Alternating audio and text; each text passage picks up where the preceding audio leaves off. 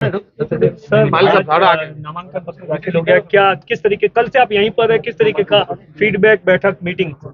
देखिए, आज मिदराम जी ने अपना नामांकन दाखिल किया है और हम सब लोग उनके साथ हैं। ये चुनाव किसी इंसान की व्यक्तिगत महत्वाकांक्षाओं को पूरा करने का चुनाव नहीं है।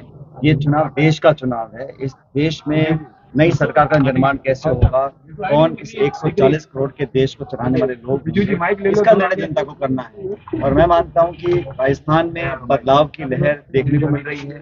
मैं कल बाड़मेर आ गया था, सब लोगों से मैंने बात की है। सभी नेता, नौजवान, बुजुर्ग, हर श्रेणी के, हर वर्ग के लोग समर्पित हैं कांग्रेस पार्टी को जिताने के लिए। और कांग्रेस से सबसे सलाह करके, हो सकता है टिकट मांगने वाले बहुत लोग हों, लेकिन सबसे सलाह करने के बाद सबसे उपयुक्त व्यक्ति को कांग्रेस पार्टी ने अपना उम्मीदवार बनाया है। और मुझे लगता है कि एक साधारण पृष्ठभूमि के किसान परिवार से पार्टी ने टिकट दिया है। सब मिलकर चुनाव जिताएंगे, ना सिर्फ बाड़मेर में लेकिन राजस्थान के अंदर इस बार बहुत बेहतर कांग्रेस पार्टी का परफॉर्मेंस रहेगा। देश में जो सरकार 10 साल से चल रही है, उसकी रिपोर्ट कार्ड जनता देखने वाली है। आपने किसानों के साथ, नौजवानों के साथ, महिलाओं के साथ जो आपने वादे किए थे, वो सब धराशायी हो गए हैं। और 10 साल में सिर्फ टकराव की राजनीति हुई है, प्रतिशोध की भावना से काम किया, बदले की भावना से काम किया, विपक्ष कुचलने का काम कर रहे हैं, कांग्रेस पार्टी के खातों को सीज कर रहे हैं और ये चाहते हैं कि विपक्ष बिल्कुल समाप्त हो जाए।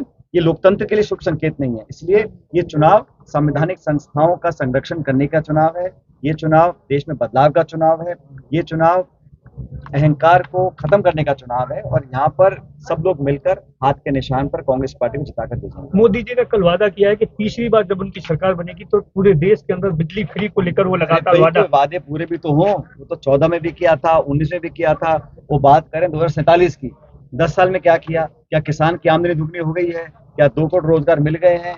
नोटबंदी आपने क्यों की? 3 काले कानून बनाए थे। और मुझे खुशी है, मुझे फक्र है कि कांग्रेस वो पहली पॉलिटिकल पार्टी है जिसने कहा है कि एमएसपी पे हम कानून बनाएंगे, महिलाओं को 50% आरक्षण देंगे नौकरियों के अंदर। तो हम लोग तो मुद्दे की एक ऑल्टरनेट रोड मैप देने की बात करते हैं, वो जुमलों की बात करते हैं, हिंदू मुसलमान की बात करते हैं, मंदिर मस्जिद की बात करते हैं। हम लोग किसान की, नौजवान की, श्रमिक की, महिला की बात करते हैं। और आज बाड़मेर से जो हवा फैल रही है पूरे प्रदेश और देश में फैलेगी और ऐतिहासिक बहुमत के साथ यहाँ से जीत कर जाएंगे। सर, इंडियन एक्सप्रेस की आज की खबर है कि 25 ऐसे भ्रष्टाचारी नेता थे जिन्होंने बीजेपी ज्वाइन की, उनके खिलाफ 20 केस तो ठंडे बस्ते में डाल दिए और 3 केस है वो बंद कर दिए। तमाम भारत सरकार की एजेंसीज का धड़ल्ले से दुरुपयोग हो रहा है।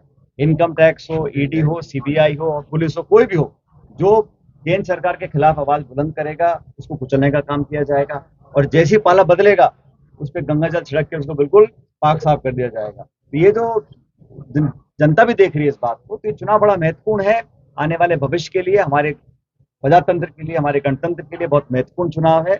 और इसमें व्यक्ति नहीं, दल और विचारधारा को देख के वोट पड़ेगा। बांसवाड़ा डूंगरपुर से कांग्रेस पार्टी ने प्रत्याशी नियुक्त, क्या बांसवाड़ा डूंगरपुर में कांग्रेस पार्टी गठबंधन? जहां इंडिया अलायंस से हमारा समझौता है, जहां जहां हम भाजपा को चुनौती देने के लिए एक उम्मीदवार कर सकते हैं पूरे देश भर में, वो काम हम कर रहे हैं। वैसे इंडिया अलायंस की 24 पार्टीज हैं और हम लोगों ने समझौता करके तमाम प्रदेशों में ऐसा माहौल बनाया है कि बीजेपी को वॉकओवर ना मिले और मजबूती से लड़ रहे हैं। और मैं आपको आश्वस्त करना चाहता हूँ, ये चुनाव हम लड़ रहे हैं जीतने के लिए। 4 जून से परिणाम आएंगे तो इंडिया अलायंस के फेवर में आएंगे। मदन दिलावर ने कल कहा कि गोविंद सिंह जी बताएंगे।